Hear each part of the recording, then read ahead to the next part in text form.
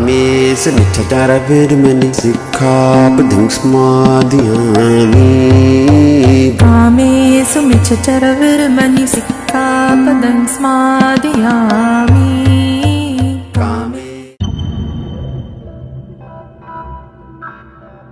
बौद्ध साहित्य में जातक कथाओं का बहुत अधिक महत्व है। एक जातक कथा का नंबर है 440। इसका नाम है कर्ण जातक। कर्ण जो बोलते हैं पाली भाषा में बोलते हैं काला या साम रंग यानी कि श्याम रंग, मगर इसको अगर संस्कृत भाषा में हम देखेंगे तो कर्ण को बोला जाता है कृष्ण। क्योंकि आधा रे और शय पाली में नहीं होता, इसलिए ये संस्कृत शब्द है जो कर्ण का कृष्ण बनाया गया या कर्णा का कृष्णा बनाया गया। इसको साम बोलते हैं, साम का मतलब श्याम बोलते हैं। शय पाली में नहीं होता, मगर साम और श्याम एक ही मतलब होते हैं। जो काले लोग होते हैं भारत के उनको साम बोलते हैं, और जो काली महिला होती हैं ये सामा नाम से आती हैं। सामा का जिक्र आगे भी कई कथाओं में आएगा, साम का भी आएगा। जो काले लोगों की वेदनाएं होती हैं, जो शरीर के अंदर उन्हें अनुभूति होती है विपश्यना के समय, और जो उन्होंने देखी और भाली, उसको साम वेदनाएं बोलते हैं, यानी साम वेद या साम वेदनाएं बोलते हैं। ये काले लोगों के लिए वर्ड आता है। ये जितने भी काले लोग हैं ये अधिकतर अपने सर पे जंगली जानवरों के, क्योंकि ये मोरिय रहे हैं तो मोर के पंख लगाते हैं, और ये गायों को चराते हैं, इसलिए गायवंशी या गौवंशी भी होते हैं। और ये भिक्खुओं का, क्योंकि गौ को भिक्खु भी बोलते हैं, गौतम से गौ बना हुआ है, इसलिए भिक्खुओं के आसपास भी रहते हैं। अगर कोई गोविंदा है तो गोविंदा का मतलब है विंधन, विनंद। विनंद का मतलब, गौ विनंद का मतलब है, विनंद का मतलब होता है घेरा चारों तरफ। विनंद अगर कोई शब्द लगाता है और गौ का है यानी भिक्खुओं से घिरा हुआ है तो वो गौ विंदा हो जाएगा, विंदा हो जाएगा। ऐसे ही ये जो वृंदावन है शब्द है, वृंदावन शब्द का मतलब होता है विनंद वन। विनंद मतलब है जो चारों तरफ से घिरा हुआ वन हो, उसको विनंद वन बोलते हैं पाली के अंदर, या बाद में इसको संस्कृत भाषा के अंदर वृंदावन बोला गया। ये सारा का सारी जो जातक कथा है, इसका जो क्षेत्र है वो मथुरा और मथुरा के आसपास का है। आपने पहले जो वीडियो देखी है जिसमें गोवर्धन या गौवर्धन या गौ धमवर्धन यानी गौतम का जो धम है उसके बारे में, या जो आपने मथुरा, मौथेरा, महाथेरा, मथेरा जो शब्द आपने देखे हैं वो सारे के सारे उसके अंदर दिए हुए हैं। या आपने गोरख देखी हो जिसमें गोरखा शब्द है या गोरखा शब्द है, वो सारे के सारे वहीं उसी क्षेत्र के हैं। क्योंकि वहां के लोग अपने सर के ऊपर मोर पंखी लगाते थे, और वो बेसिकली मौर्य और जो अहिर हैं वो एक ही फैमिली के लोग हैं, जिनको यदु बोलते हैं, वो दोनों एक ही हैं। बहुत पहले के अगर आप जाएंगे तो पाली के साहित्य में जो मौर्य शब्द है या जो मोर शब्द है और जो यदु शब्द तो मिलता नहीं, अहिर मिलता है, यानी अर्य मिलता है। अहिर का मतलब है जो अरथ हो जाते हैं, वो शब्द इसमें मिलता है। ये एक ही फैमिली के दोनों भाई भाई लोग रहे हैं, और उस समय इस क्षेत्र में चारों तरफ में इन लोगों ने बहुत ज्यादा शिक्षाएं हासिल की। जो अरथ होते हैं वो अहिर बने, वो शिक्षा का उच्चतम लेवल होता है, और मौर्य इसमें सबसे आगे रहे। इसलिए ये दोनों परिवार, दोनों वंशज लगभग आज की डेट में अलग हो, मगर उस समय ये एक ही फैमिली के लोग हुआ करते थे। कोई घटना रही होगी, वो घटना अगर खोजेंगे तो मिल जाएगी क्या घटना थी क्या नहीं थी। उस समय जो लोग वहां सीखते थे और जो सिखाया जाता था, जो काले लोग होते थे, शाम लोग होते थे, वो विपश्यना शब्द नहीं था। यहां इस क्षेत्र में इसको योग बोलते हैं। योग माने होता है आसक्ति और अटैचमेंट। जैसे कहते हैं कि इसको लगा योग का रोग, आपने गाना सुना होगा, लगा योग का रोग। लगा योग का रोग का मतलब है कि इसे आसक्ति का रोग लग गया, अटैचमेंट का लग गया, राग का रोग लग गया, यानी कि इसे कुछ चीज चाहिए चाहिए चाहिए। चाहे वो किसी स्त्री का प्रेम है, चाहे किसी पुरुष का प्रेम है, चाहे उसे पैसे का प्रेम है, चाहे उसे पढ़ाई लिखाई का और विद्या का प्रेम है, या उसे खेत खलिहान में काम करने का बहुत ज्यादा राग लग गया है। अगर राग लग गया है तो वो आसक्ति हो गई, वो अटैचमेंट है, और उसको योग बोला जाता है। इस योग से मुक्ति दिलाने के लिए वहां बहुत ज्यादा क्लासें लगती थी, और आपने बहुत पहले पदों में पढ़ा होगा, क्योंकि हम पढ़ते थे जब 9th और 10th में थे, सूरदास के पद। उसमें कुछ जो वहां की महिलाएं थी जिनको गोपी बोलते थे। गोपी का मतलब है जो वहां गाय चराने वाले लोग हैं वो महिलाएं, या जो बौद्ध भिक्षुओं के परिवारों की महिलाएं हैं उनको गोपी बोलते थे। तो गोपी शिकायत करती हैं कि भाई अगर सिखाने वाले चले जाएंगे तो हमारा क्या होगा। तो उनको ऐसा बताया गया कि आप योग कीजिए। योग का मतलब है कि आप विपස්සना कीजिए। और योगक्षेम एक शब्द आता है पाली के अंदर। खेम माने होता है शांति रखना या सेफ्टी रखना या बिल्कुल उसको जीरो करना, जो भी आपको असर है। और योगक्षेम का मतलब है कि जो आसक्ति हुई है उसको शांत करना, उसको खत्म करना या उससे मुक्ति पाना। ये योगक्षेम का एक शब्द आता है जो बहुत इंपॉर्टेंट है, क्योंकि वहां सारे क्षेत्र के अंदर योगक्षेम की जो शिक्षा है, यानी कि राग को घटाने की, शांत करने की शिक्षा चारों तरफ दी जाती थी। ऐसी शिक्षा के कारण ही जो मथुरा था वो बहुत बड़ी यूनिवर्सिटी बनी। आपने मथुरा का एक स्तूप देखा होगा, और अगर मथुरा आप जाएंगे तो वहां आपको एक नेशनल म्यूजियम मिलेगा जिसमें जगह जगह जगह जगह बुद्ध की पत्थर की मूर्तियां हैं। पत्थर की मूर्तियां वहां और भी बहुत हैं, अगर वहां खुदाई करेंगे तो मिल जाएंगी, कोई ऐसी बात नहीं है, क्योंकि बहुत अच्छा फर्टाइल था। और वो लोग नागवंशी थे। आपने शेषनाग का नाम सुना होगा कि यमुना के अंदर एक शेषनाग की घटना थी। उस शेषनाग, क्योंकि शेषनाग 12 नागों में राजा रहे हैं, और ये अनंतनाग से फैमिली चली है जो चारों तरफ बिखरी है और चारों तरफ आई है। तो शेषनाग का यहाँ वर्चस्व रहा और यहाँ उन्होंने राज किया, तो इसलिए उनका नाम आता है। तो इससे पता चलता है कि वो काले जो लोग थे वो सारे के सारे नागवंशी लोग थे, जो बुद्ध की विचारधारा या बुद्ध की एजुकेशन से अपने आप को योग सीखा करते थे। और योग का मतलब है कि योगक्षेम, यानी कि अपने रागों को शांत करने के लिए। और जो भगवान ने जो गीत दिए, यानी गीत को पाली के अंदर गीता बोलते हैं। अगर बहुत सारे गीत हों, एक गीत को बोलेंगे गीतो, और बहुत सारे अगर गीत हों तो उनको बोलेंगे गीता। जैसे एक बुद्ध होता है तो उसको बोलते हैं बुद्धो, और बहुत सारे अगर बुद्ध हों तो उनको बोलते हैं बुद्धा। ऐसी अगर एक गीत है तो उनको गीतो, और अगर बहुत सारे गीत हैं तो गीता। तो भगवान ने जो वत कहे, वत माने होता है, वतती माने होता है, वदंती या वदती माने बोलता है या कहता है। तो भगवान ने जो वहां पे गीत दिए, जो वत किए या वदती किए, वो भगवत हुए और उनसे वो गीत बने।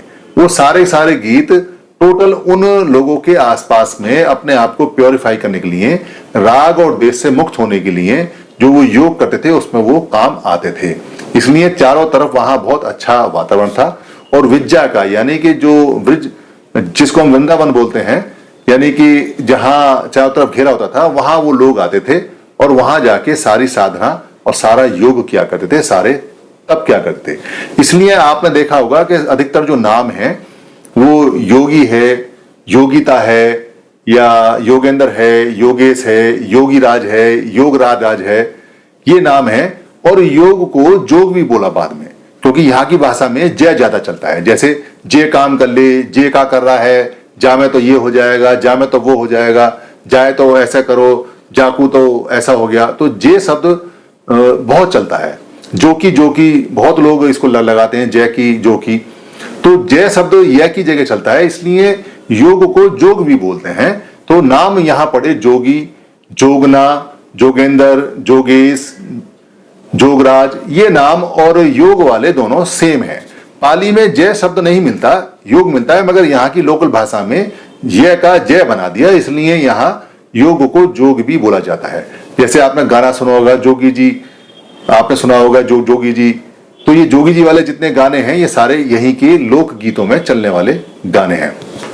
एक बात और है, उस क्षेत्र में पुरुषों की जो हेला वाला दिन होता है, जिस दिन होली होती है, उस दिन पिटाई भी होती है। ये डंडे से पिटाई होने का क्या कारण है और क्यों उनकी पिटाइयां औरतें करती हैं? क्योंकि भारत में औरतें अगर पिटाई करती हैं तो कर सकती हैं, क्योंकि महिला प्रधान देश रहा है, मगर एक खास दिन में करती हैं तो कोई घटना वहां निश्चित रही होगी। अगर साहित्य खंगालेंगे तो घटना का जिक्र आपको मिलेगा कि वो होली खेलने के बहाने उनकी डंडों से पिटाई क्यों कर रही हैं, ऐसा कौन सा काम उन्होंने किया जो कि उनकी वहां पिटाई हर साल हो रही है। और जैसे उपोषित होता है, उपोषित 4 बार होता है भारत के अंदर, और उपोषित एक 8वीं को होता है, यानी अष्टमी को होता है। 2 अष्टमी आती हैं, एक अमावस को होता है और एक पूर्णमासी को होता है। महीने में 4 बार उपोषित होता है। उपोषित में वारित रहते हैं, यानी कि वारित नियमों का पालन करते हैं, जो व्रत रहने के नियम है। व्रत का मतलब है कि 5 चीजों से वारित रहेंगे, बिल्कुल अलग रहेंगे। इसमें चोरी नहीं करना है, व्यभिचार नहीं करना है, हत्या नहीं करनी है, झूठ नहीं बोलना है, ये और सुरा मेर मज्जा से पमाद उठाना, यानी कि नशे और नशे के पदार्थों से अलग रहना है। इसके अलावा 3 नियम और भी होते हैं कि ऊंची सैया पे नहीं सोना है, और एक नियम आता है कि कोई अगर चंदन वंदन का लेप है या कोई तेल वगैरह का लेप है तो वो लेप नहीं लगाना है, कोई आभूषण नहीं पहनना है। ये इस तरह के 8 नियम होते हैं, इनको 8 वारित नियम बोलते हैं। 8 वारित नियम का पालन किया जाता है जब भी अष्टमी होती है। वहां उस क्षेत्र के आसपास में आप जाएंगे तो आपको एक पाली खेरा गांव का नाम मिलेगा। पाली खेरा का मतलब है पाली थेरा, यानी कि वहां पाली चलती है, पाली सिखाई जाती है, और पाली थेरा पाली खेड़ा का नाम पाली खेरा पड़ा। एक वहां जाएंगे तो नीचे एक गांव मिलेगा पंचारी नाम का। पंचारी का मतलब है पंचशील की चर्या, यानी जो पंचशील है उसकी चर्या, इसलिए उस गांव का नाम पंचारी पड़ा। थोड़ा आगे जाएंगे तो एक गांव का नाम है नांगला। नांगला का मतलब है जहां नाग लोग रहते हैं, और ये नांगला, पंचारी और ये पाली खेड़ा, ये सब इस बात के बहुत पुराने सबूत हैं कि यहाँ बहुत पहले पाली पढ़ाई जाती थी। यहाँ बहुत ज्यादा जो थेरा लोग थे, थेरी लोग थे, वो रहते थे, और यहाँ पंचारी का मतलब है कि पंचशील की यहाँ चर्या चलती रहती थी। ये बहुत छोटी छोटी बातें हैं जो ये बताती हैं कि ये क्षेत्र कितना विशाल एजुकेशन का रहा, और मथुरा यूनिवर्सिटी पूरे नॉर्थ में सबसे ज्यादा फेमस यूनिवर्सिटी और सबसे अच्छी ज्यादा यूनिवर्सिटी रही। एक शब्द आपने सुना होगा, खासतौर से जो कबीरपंथी लोग हैं उनमें बहुत सारे लोग मोथेरा हैं। मोथेरा मोथेरा कई बार ऐसा आभास देता है कि जैसे ये कहता है ये तो बड़ा मोथेरा है। पुराने जो लोग हैं वो किसी बहुत ज्यादा बच्चा बड़ा चंचल हो, बहुत ज्यादा वाक्चातु हो, बहुत ज्यादा बातचीत करता हो, दिमाग से तेज हो, या किसी की ना सुनता हो, बहुत सारी बातें काटता हो अपने तर्क से, तो उसको कहते हैं ये तो बड़ा मोथेरा है। तो मोथेरा जो आता है वो एक पॉजिटिविटी में आता है, यानी कि बहुत तेज तर्रार और बहुत ज्ञानी जो लोग होते थे उनको मोथेरा बोलते थे। और मोथेरा आज भी लोग हैं जो कबीरपंथियों में खासतौर से पाए जाते हैं। कई बार वो माथुर या ऐसा करके भी लिख लेते हैं अपने नाम के आगे, मोथेरा की जगह माथुर कर लेते हैं। जो लोग लिखते हैं, जो लोग जानते हैं, वो इसको समझते हैं। आपने अगर पाली पढ़ी हो या पाली देखें ध्यान से तो एक शब्द आता है जिसको बोलते हैं मथ। मथ माने होता है कि जैसे आटे में आपने पानी डाल दिया और उसको आपने मिलाया तो उसको कहते हैं मथना या मिक्स करना या उसे मिलाना, ये मथना हो गया। और पाली में कहते हैं मथती, यानी कि मथता है। अगर उसको मथता है यानी मिक्स करता है तो उसको बोलते हैं मथती। और मत्थक बोलते हैं जो मस्तक होता है, यानी कि जो फोरहेड होता है, जैसे मेरा ये फोरहेड है, इसको बोलते हैं मत्थक या मस्तक। एक शब्द और आता है जिसको बोलते हैं मतलू। मतलू, लू के बाद में आधा ने लगता है, आधा डे लगता है बेसिकली, तो मतलू। मतलू का मतलब है दिमाग या ब्रेन। ये शब्द क्योंकि बोलने में बड़ा डिफिकल्ट है, इसलिए इसको बोलने में बहुत कम बोला जाता है, ये लगभग लुप्त सा हो चुका है, मतलू। मगर जो मोथेरा शब्द है वो लुप्त नहीं हुआ।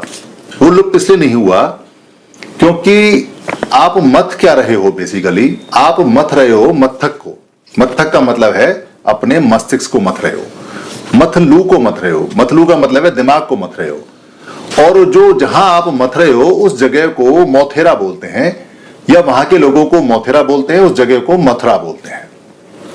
ये लगभग सारे शब्द जा चुके हैं। एक माथुर, एक मोथेरा और एक मथुरा, ये 3 शब्द बचे हुए हैं, और एक मथ बोलते हैं।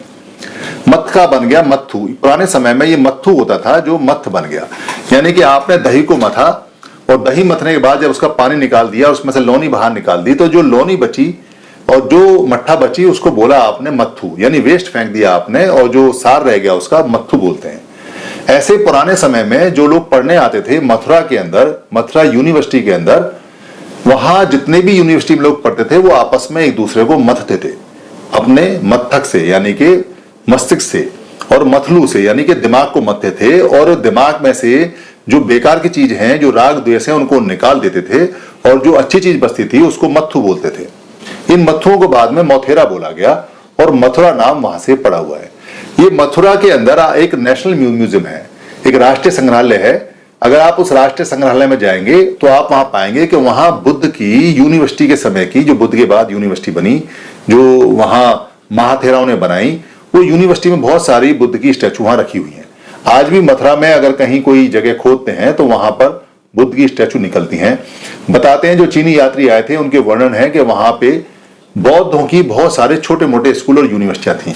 बाद में लोगों ने, क्योंकि वहां पत्थर मिलता है, तो पत्थर पे कला पे करके भगवान बुद्ध की मूर्तियां भी बना ली, क्योंकि मूर्ति का प्रचलन भगवान बुद्ध ने तो स्टार्ट किया नहीं, आरंभ किया नहीं, उसके बाद में उनके अनुयायियों ने और जो उनसे बहुत ज्यादा प्यार में पड़ गए, उनकी बातों को भूल के उनकी भक्ति करने लगे, उन्होंने वो मूर्तियां वहां बनाई हैं। मगर वो मूर्तियां बहुत सारी संग्रहालय में रखी हुई हैं।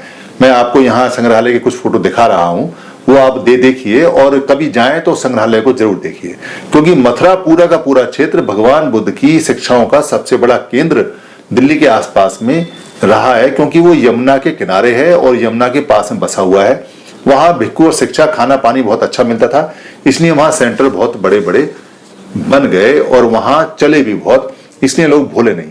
और महाथेरा और जो लोग होते हैं वो मथुरा से भी संबंधित हो सकते हैं, मगर महाथेरा एक अलग है। मगर वहां पे एक गांव है जिसका नाम है पाली खेरा। पाली खेरा एक गांव आज भी है। पाली खेरा दो चीजों से मिलकर बना है, पाली लैंग्वेज यानी पाली भाषा से, और खेरा का मतलब होता है थेरा, यानी थेराओं की पाली भाषा, इसका मतलब पाली थेरा हो गया। एक वहां काली माता का मंदिर भी है, काली देवी का।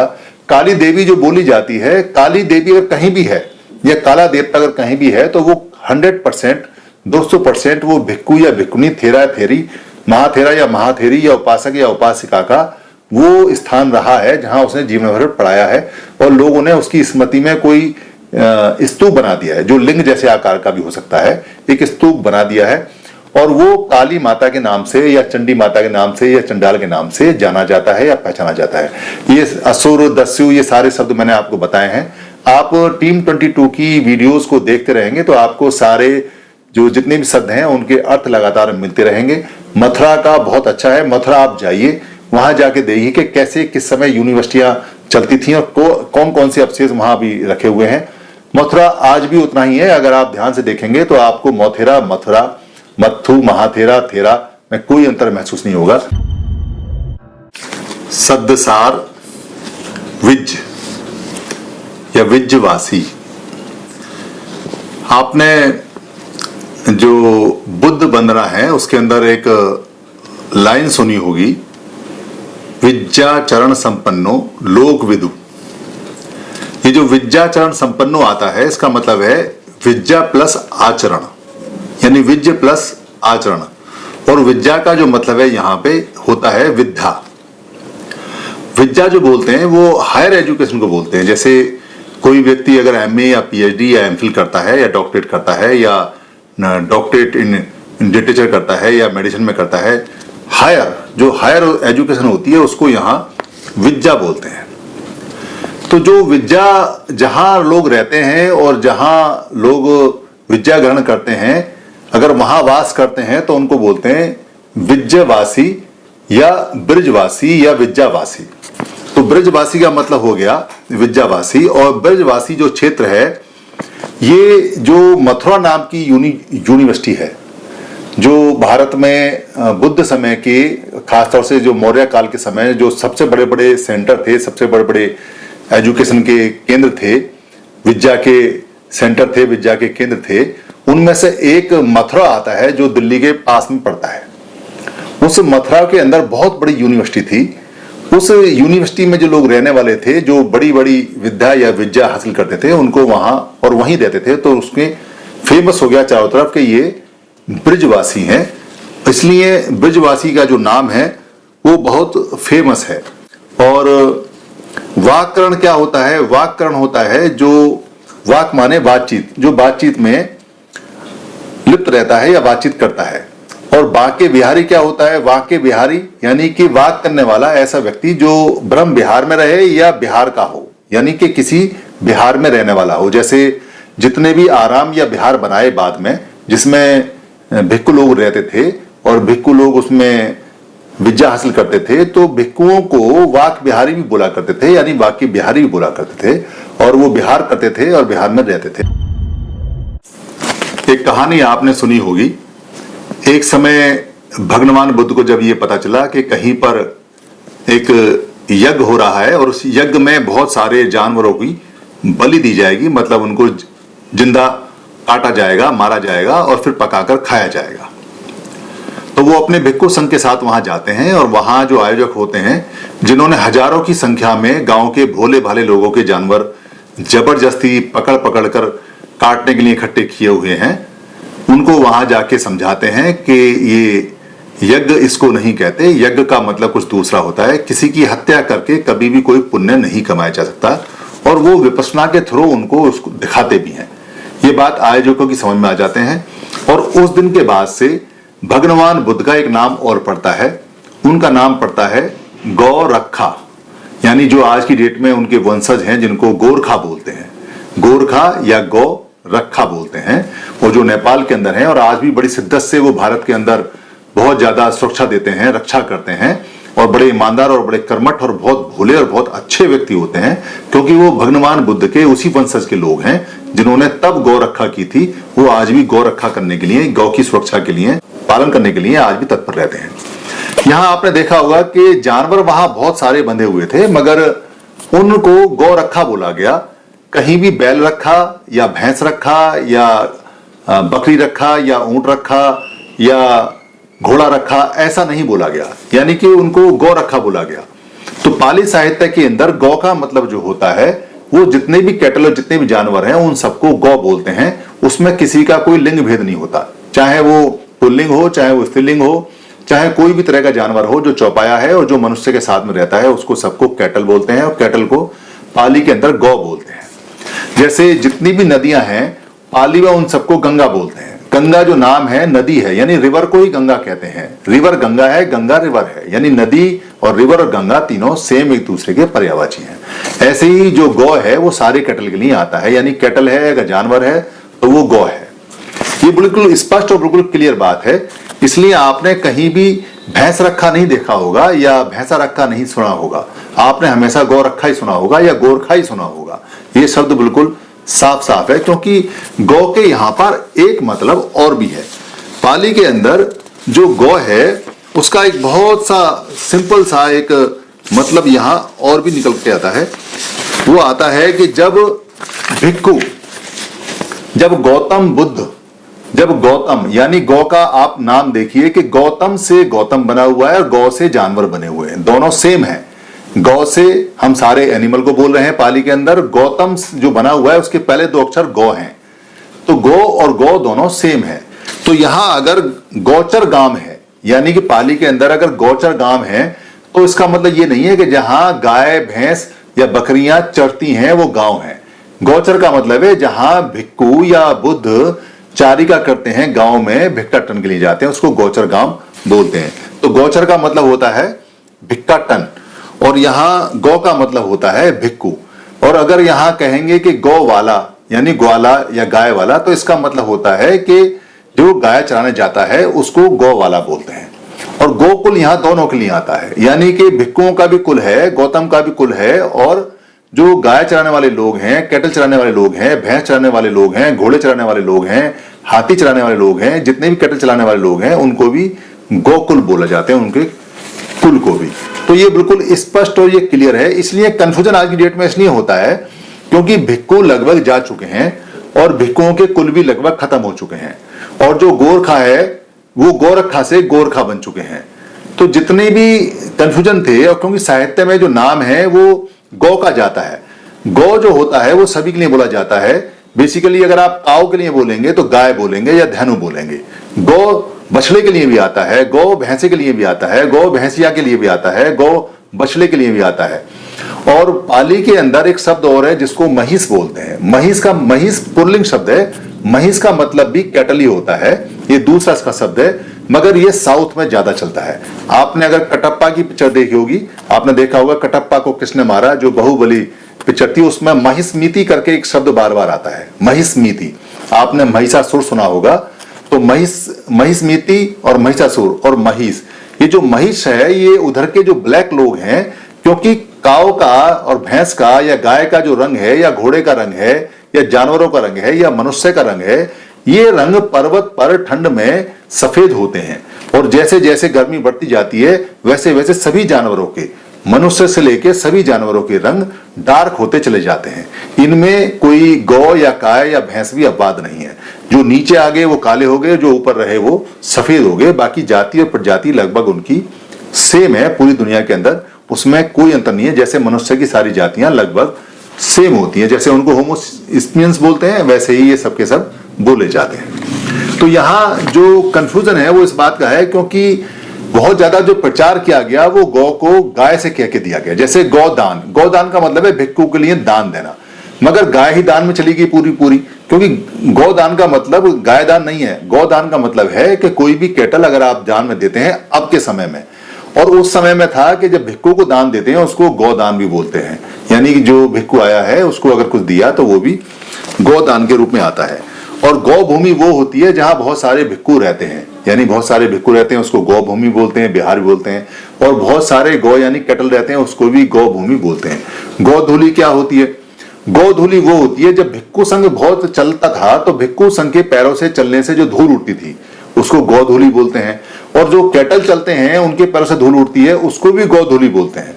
तो दोनों ही गौधूली हैं, दोनों ही के मतलब में सेम आता है, मगर चूंकि भिक्षु बहुत आराम से चलते हैं इसलिए उनकी धूली बड़ी ना के बराबर होती है, और गाय बहुत ज्यादा, इसलिए गाय और भैंस या बकरी या ऊंट या घोड़े इनकी गौधूली बहुत ऊपर जाती है। तो गौड़ वो इंपॉर्टेंट होगी, बाकी गौड़ होती चली गई। आपने देखा होगा एक गोठवाल होते हैं, गोठवाल आज की डेट में राजस्थान में लोग होते हैं। गोठवाल को ऐसा कह सकते हैं कि जैसे दिखाई देता है जैसे गाय यानी गौ को या जानवरों को पालने वाले हैं। गो अठवाल है बेसिकली शब्द। अठ का मतलब है जो आठांगिक मार्ग पे, 8 अंगों वाले मार्ग पे, अष्टांगिक मार्ग पे चलने वाले लोग हैं, जो भिक्षुओं के वंशजों के परिवार से आए हुए लोग हैं। जैसे एक परिवार में, अगर मेरे परिवार में कोई चला गया, भिक्षु बन गया और वो अष्टांगिक मार्ग पे चल रहा है, तो मैं उसके परिवार का एक मेंबर हो गया, तो ये फ्री में मुझे एक गोत्र मिल गया कि मैं आठांगिक मार्ग वाला, तो गोठवाल हो गया। यानी कि मैं आठांगिक मार्ग पे चला भी नहीं, मगर मैं मेरे परिवार से जो भिक्षु गया उस भिक्षु की प्रशंसा में मुझे भी लोग गोठवाल कहने लगे, यानी अठवाल कहने लगे। एक शब्द है गोबर गणेश। गोबर गणेश बड़े कमाल का शब्द है। गोबर गणेश से अगर आप जाएंगे तो ऐसा लगेगा जैसे किस गाय ने गोबर कर दिया और हम किसी आदमी को कहते हैं कि ये गोबर गणेश है, उस टट्टी की तरह है, इसमें कुछ नहीं पता है। पहले गोबर गणेश को देखते हैं क्या है। गोवर गणेश, ये बर नहीं है, क्योंकि अगर गोबर से टट्टी होती और गाय की टट्टी होती तो भैंस की टट्टी को क्या बोलते हैं? भैंस बर गणेश ऐसा नाम आता है, या भैंस बर। ऊंट को क्या बोलते? ऊंट बर। या बकरी को क्या बोलते? बकरी बर। हाथी को क्या बोलते? हाथी बर। मगर यहाँ सबकी लीद को, सबके ही टट्टी को, सबके गोबर बोला जाता है। इसका मतलब है कि गोबर कैटल को ही बोला जाता है, जानवर को ही बोला जाता है। गोबर यानी किसी ने मल किया है, मगर यहाँ गोबर का मतलब मल से नहीं है। यहाँ गोबर का मतलब है गोवर, यानी कि जो भिक्षु, गो माने भिक्षु और वर माने श्रेष्ठ, जो सबसे श्रेष्ठ है, यानी भिक्षुओं में जो सबसे श्रेष्ठ है। और सबसे श्रेष्ठ कौन है? भगवान बुद्ध सबसे श्रेष्ठ हैं। और गण एस का मतलब होता है, गण माने होता है व्यक्तियों या व्यक्तियों का समूह, जो हम लोग होते हैं उनको गण बोलते हैं। जैसे गणतंत्र है, भारत क्या है? गणतंत्र, यानी कि जितने भी लोग हैं उनके समूह का तंत्र है। तो गण ईस यानी कि जो समूह है, गण जो लोगों का समूह है, उसका ईस, इसी का मतलब है ऋषि हो गया। ऋषि का मतलब है इसी पाली बोलते हैं। इसी का मतलब जो जानकार है, जो उनका हेड है, तो गणेश बोलते हैं इसको। तो गोबर गणेश एक गाली नहीं है, गोबर गणेश एक बहुत उच्च वर्ड है जो भगवान बुद्ध के लिए बोला जाता है। बाद में इसको गाली बना दिया गया। एक शब्द और आएगा जो आएगा गोवर्धन पर्वत। गोवर्धन पर्वत जो शब्द है, आज की डेट में जो मान्यता है वो ये है कि मथुरा के पास में एक 8 किलोमीटर लंबा और 100 मीटर ऊंचा एक नेचुरल पहाड़ है। ये पहाड़ अरावली पर्वत श्रृंखला का लास्ट पहाड़ है जो इधर आया हुआ है। जो पहाड़ धीरे धीरे खत्म होते जाते हैं, वहां ये लास्ट पहाड़ मिलता है। राजस्थान में तो बहुत है, मगर इसलिए ये लोगों के अट्रैक्शन का कारण और ट्रैवल का कारण है। गोवर्धन पर्वत इसको बोला जाता है। ऐसा लगता है जैसे वहां पे गोबर है और उसका धन है, क्योंकि कुछ लोग गोबर का धन भी बनाते हैं, गोबर की एक आकृति बनाते हैं। मगर कुछ लोग कहते हैं कि इसका मतलब है गोवर्धन, यानी गाय का वर्धन, यानी गाय को बढ़ाने वाला, गाय को पालने वाला। तो गोवर्धन जो गाय को पालने वाला है, ये शब्द सार्थक नहीं है, क्योंकि 100 मीटर ऊंचाई पे जहां पानी नहीं है, जहां घास नहीं है, जहां आप कोई सड़क नहीं है, जहां आप खाना लेके जा नहीं सकते, भूसा चारा लेके जा नहीं सकते, वहां इतनी गर्मी में ऊपर गाय का संवर्धन या गाय का बढ़ाना कैसे हो सकता है? गाय को बढ़ाने के लिए या गाय का वर्धन करने के लिए एक जंगल होना चाहिए जहां बहुत सारा चारा हो और पानी हो और गाय को ज्यादा परेशानी ना हो। तो ये पर्वत इस शब्द को सार्थक नहीं करता। इसका मतलब ये गौवर्धन का मतलब गाय को बढ़ाने वाला, गाय का वर्धन करने वाला पर्वत नहीं है।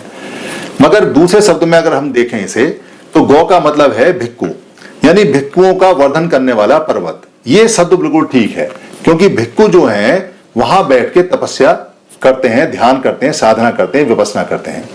तो ये जो गोवर्धन, यानी कि गोवर्धन का अगर हम पूरा थोड़ा सा सब चित्र में और क्लियर करें तो ये है गोवर्धम पर्वत, यानी गौ माने भिक्खु हो गया, वर माने श्रेष्ठ और सबसे अच्छा हो गया, एक्सीलेंट हो गया, धम माने प्राकृतिक नियम हो गए, या वर्धन भी बोल सकते हैं इसको, यानी बढ़ाने वाला हो गया, पर्वत माने पर्वत हो गया, इसको गिरि भी बोलते हैं। ये शब्द बिल्कुल सार्थक है, क्योंकि भारत के अंदर भिक्खुओं की परंपरा में जो समन परंपरा है, जितने भी भिक्खु हैं, क्योंकि वहां तो वैसे भी मौर्यों का शासन रहा है गोवर्धन पर्वत के आसपास, तो वो पूरी राजधानी वहां रही है और वहां बहुत बड़ी यूनिवर्सिटी पूरी रही है जो मथुरा के नाम से जानी जाती है। तो गोवर्धन जो शब्द है वो बिल्कुल ठीक है, क्योंकि पूरे भारत में भिक्खु एक एकांत स्थान चुनते हैं जो ऊंचा हो। जितने भी भारत में पर्वत हैं, जहां रहने लायक पर्वत हैं, उन सब पे भिक्खुओं ने स्कूल और कॉलेज और यूनिवर्सिटियां बनाए हैं और वहां पे जाके उन्होंने संवर्धन किया है, धम्म का संवर्धन, यानी कि उनको बढ़ाया है, वर्धन किया है, वर्धन किया है, उसको बढ़ाया है। ये शब्द बिल्कुल क्लियर और बिल्कुल स्पष्ट है। इसलिए जो गौ शब्द है, गौ शब्द में कहीं भी कंफ्यूज ना हो। गौ के दो मीनिंग है, एक है कैटल, यानी सब तरह के चाल बिल्कुल स्पष्ट और क्लियर है। गौ माने भिक्खु भी होता है, यानी कि जो जानकार होता है, और गौ माने कैटल भी होता है, जिसमें गाय भैंस भी आती हैं। और भैंस शब्द पाली का नहीं है, क्योंकि भैंस और भैंसा जो शब्द है वो बहुत बाद में आए हैं। भैंस में दो मात्राएं होती हैं, इसलिए भैंस पाली का नहीं है। मगर भैंस यहाँ जो नीचे का जानवर है वो बड़ा फेमस है। वो इसलिए फेमस है क्योंकि उसके बहुत सारे मुहावरे आपने देखे होंगे, जैसे गई भैंस पानी में, या कहते हैं कि भैंस के आगे बीन बजाना, या जिसकी लाठी उसकी भैंस। और जैसे कहते हैं कि भैंस पूंछ उठाएगी तो गोबर ही करेगी, यानी कि गाना नहीं गाएगी। अब आप ये देखिए कि भैंस पूंछ उठाएगी तो गोबर ही करेगी, जबकि गौ यहाँ जो लोगों की जानकारी में है वो गाय है। तो गाय गोबर करेगी तो भैंस क्या करेगी? भैंस बर करेगी, मगर भैंस बर नहीं करती है, वो भी गोबर करती है। इसका मतलब गौ जो शब्द है वो सभी कैटल, सभी जानवर के लिए आता है, इसलिए कंफ्यूज ना हो। और भगवान बुद्ध और उनके अनुयायी दुनिया के सबसे बड़े गौ रक्षक और गौ रक्षक रहे हैं। वो आज भी हैं, पहले भी थे, और उन्हीं से गाय बची हैं, उन्हीं से कैटल बची हैं, उन्हीं के नाम ये तगमा है। और इसीलिए उनके बहुत सारे लोगों को गोरखा या गौरखा बोला जाता है। धन्यवाद।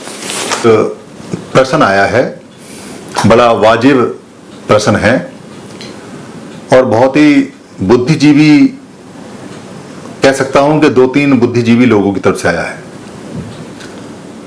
कहते हैं कि आपकी हर बात पाली पे आकर रुकती है, पहली बात तो यह है। और दूसरा यह है कि आप ने जितने भी फेस्टिवल बताए हैं टीम 22 की वीडियोस में, लगभग सारे ही भारत के फेस्टिवल, कुछ को छोड़कर, वो सभी मूल निवासियों के फेस्टिवल आपने, यानी जो उत्सव हैं, जो उत्सव के या जो जिसको त्योहार बोलते हैं या फेस्टिवल बोलते हैं, वो सारे के सारे ही आपने ये सिद्ध कर दिए कि वो पाली से बने हुए हैं और भारत के मूल निवासियों के हैं। कुछ मुझे उनका ऐतराज सा लगा और यहाँ ये जवाब देना इसलिए जरूरी है क्योंकि वीडियोस काफी लोग देख रहे हैं और आगे शेयर भी कर रहे हैं, तो कोई संशय ना रहे, कोई भ्रम ना रहे तो ज्यादा अच्छा है। क्योंकि अगर भ्रम है तो उसको दूर होना चाहिए। कोई भी आक्रांता या कोई भी इन्वेडर या कोई भी लड़ाका या कोई भी योद्धा, या जब भारत के लोग भी अगर कहीं युद्ध करने जाएंगे, या भारत में जो लोग युद्ध करने के लिए आए और यहां आके रहे या बसे, ये एक ध्यान देने वाली, बहुत ध्यान देने वाली बात है कि जब आदमी युद्ध करने जाता है तो अपने साथ में अपनी स्त्रियां लेके नहीं जाता। ये बात सब जानते हैं। तो दूसरी बात ये भी सत्य है कि कोई भी युद्ध करने वाला अपने साथ अपने फेस्टिवल लेकर नहीं जाता। फेस्टिवल हमेशा, त्योहार या उत्सव हमेशा बहुत सालों में विकसित होते हैं और वहीं विकसित होते हैं जहां लोग रहते हैं। यानी लोगों का जो समूह जहां रहता है उसका कोई ना कोई कारण है। जैसे भारत में जितने भी फेस्टिवल हैं वो मोस्टली कृषि प्रधान है, या तो फसल बोई जा रही है, या फसल कट रही है, या फसल पक रही है, या फसल आने वाली है, या फसल आ चुकी है। सारे जितने भी फेस्टिवल हैं वो लगभग फार्मिंग के ऊपर, किसानों के ऊपर, खेती के ऊपर बने हुए हैं, क्योंकि यहाँ के सारे लोग खेतीय थे। खेतिया का बाद में आधा के और खे को छह बनाया गया तो क्षेत्रीय बोला गया। तो जितने फार्मर हैं, खेतीय लोग हैं, उन सबके फेस्टिवल हैं। और वो लोग तो बाहर गए नहीं इंडिया से, बाहर के लोग यहां आए तो आने के बाद में यहीं के फेस्टिवलों को उन्होंने या तो अपना नाम दिया, या उस पर अपनी मोहर लगाई, या उसमें वो शामिल हो गए, या उसको थोड़ा सा चेंज किया, या उसमें कुछ अपना मिक्स किया, या उसका थोड़ा सा हिस्सा बढ़ा दिया, कुछ भी किया, मगर फेस्टिवल यहीं के हैं। फेस्टिवल कभी बाहर के नहीं होते। भारत के लोग जब युद्ध करने जाएंगे और सपोज अगर वो कल को अमेरिका पे कब्जा कर लें, तो अमेरिका में जो ईस्टर बनता है, या अमेरिका में जो गुड फ्राइडे बनता है, या अमेरिका में जो क्रिसमस बनता है, क्योंकि अधिकतर जनसंख्या लोग तो अमेरिकन लोग ही रहेगी, भारत के लोग तो मुट्ठी भर जाएंगे। पूरा भारत उठ के तो जाएगा नहीं अमेरिका पे कब्जा करने के लिए या लड़ने के लिए। तो वहां अगर भारत ने रूल भी कर लिया तो जो ईस्टर है, जो क्रिश्चियन है, वहां के लोग तो मनाएंगे। हाँ, ये हो सकता है कि वहां शासक अगर भारत हो जाए और वो कहे कि अब जो क्रिसमस बनेगा उसमें पटाखे भी छूटेंगे, या अब जो ईस्टर बनेगा उसमें हलवा पूड़ी भी चलेगा, या अब जो क्या बोलते हैं गुड फ्राइडे बनेगा तो उसके अंदर रंग खिला जाएगा। ये हो सकता है चेंज, मगर वहां का मूल फेस्टिवल नहीं होगा। तो इसलिए फेस्टिवल मूल पाली के अंदर छुपे हुए हैं। जब हम वीडियोस बनाते हैं तो इस वीडियोस की बाकायदा बहुत सारा अनुसंधान करने के बाद बनाते हैं, और पाली क्या बोल रही है हम वो बताते हैं। हम क्या बोल रहे हैं हम ये नहीं बताते। बेसिकली हमारे पास में और कोई भाषा है भी नहीं। हिंदी जितनी भी भाषा है, हिंदी का तो शब्द भी बहुत बाद में आया है, तो हिंदी को ही पाली है। भारत की जितनी भाषा है वो पाली है। वो पाली किस लिए है और क्यों है? क्योंकि एक बहुत बुद्धिमान व्यक्ति का हमारे पास में फोन आया, उन्होंने कहा कि जी पाली तो मगध के थोड़े से एरिया में थी, इसको मगधी बोला करते थे। वो बिल्कुल ठीक करें, पाली बहुत छोटे से हिस्से में थी। इसका पुराना नाम मगधी था, और उससे भी इसका पुराना नाम था जो राजा प्रसन्नजीत के नाम से थी, उसके नाम से ये बोली जाती थी। तो जो मगधी है यानी मगध की है, और मगध से पहले जो उसका जो पूरा क्षेत्र है वहां के ये नाम से जानी जाती है। मगर बाद में अशोक के समय में तो ये ईरान तक चली गई, उधर बर्मा तक चली गई। तो आप ये सोचिए कि जब राजा की भाषा, जब राजा आता है तो वो अपनी भाषा का भी विस्तार करता है, और ये पूरे भारत में फैल गई। जैसे इंग्लिश जो लोग थे, जो अंग्रेज लोग थे, जब वो पूरी दुनिया में आए तो उन्होंने अंग्रेजी फैला दी। जैसे अरब लोग भारत में आए और भारत में आकर उन्होंने राज किया तो यहाँ अरबी फैला दी। अरबी की बाद में उर्दू बनी। उर्दू और पाली लगभग मिक्स हैं। पाली को और अरबी को मिक्स करके उर्दू बनाया गया जो यहाँ की भाषा है। तो इसलिए जो टोटल जो भाषा है वो पाली ही है, और हिंदी अधिकतर पाली है। हिंदी में कुछ वर्ड इंग्लिश के हैं, कुछ वर्ड अरबी के हैं, कुछ वर्ड कहीं और के भी हैं, मगर मूल जो है इसका और जो पैटर्न इसका चलता है वो पाली पे चलता है, क्योंकि पाली प्राकृतिक भाषा थी। इसलिए कोई भी जानकार, कोई भी ऐसा व्यक्ति जो कभी भी भाषा को खोलेगा या देखेगा या खोदेगा, या जो वो खुद भी बोल रहा है, तो वो लास्ट में जानेगा कि ये पाली ही है। थोड़े थोड़े चेंज किए हुए हैं, वो चेंज हम समय समय पे बताते रहते हैं, आप देखते रहते हैं, प्रश्न आपके आते रहते हैं, जवाब हम देते रहते हैं। इसलिए फेस्टिवल सारे भारत के हैं, कुछ फेस्टिवल को छोड़ के। जैसे आक्रांता अपने साथ लेके आए, जो अरबी लोग लेके आए, वो जो मुस्लिम फेस्टिवल है वो भारत के नहीं है। उनकी छाप अलग है, उनकी बात अलग है। वो यरूशलेम से चलते हैं, इजराइल से चलते हैं, वो यहाँ के भी नहीं है, इसलिए उनके फेस्टिवल वहां से चलते हैं। जो क्रिश्चियंस के फेस्टिवल हैं वो वहां से चलते हैं। कुछ फेस्टिवल बाद में डेवलप हुए हैं, पाली के बाद में। जैसे सिख जो है, सिखिज्म के जो फेस्टिवल हैं, गुरु नानक के हैं, या कबीर की छुट्टी हो प्रचारक हुए हैं उनकी होती है, वो बाद के हैं। तो इसलिए ये चलते रहते हैं। इसका कहीं कोई ना ही बुरा मानना चाहिए, ना ही इसका अच्छा मानना चाहिए। हाँ, तर्क पे जरूर कसना चाहिए, और तर्क पे कस के देखिए कि फेस्टिवल कौन से यहाँ के हैं और कौन से फेस्टिवल बाहर के हैं। आपके फेस्टिवल अगर आपको वापस मिल रहे हैं तो अच्छी बात है। आपको लगता है कि आपको नहीं चाहिए तो मत लीजिए, अच्छी बात है। आपको लगता है कि ये मत ठीक नहीं है तो कोई बात नहीं। कुछ लोगों को ये मत अच्छा लगता है तो उनके लिए ठीक है। हमारा मकसद जानकारी देने का है।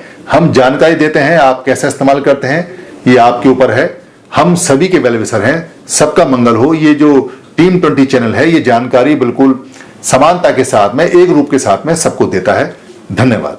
टीम 22 पर सभी वीडियो बुक कॉपीराइट फ्री हैं।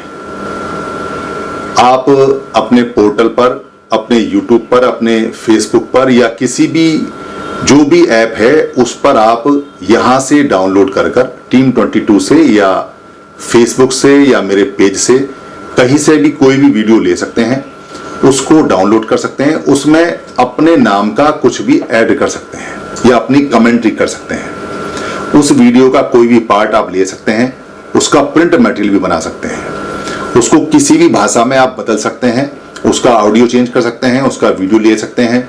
आप जैसे भी चाहें टीम 22 की किसी भी वीडियो का या सारी वीडियो का इस्तेमाल कर सकते हैं।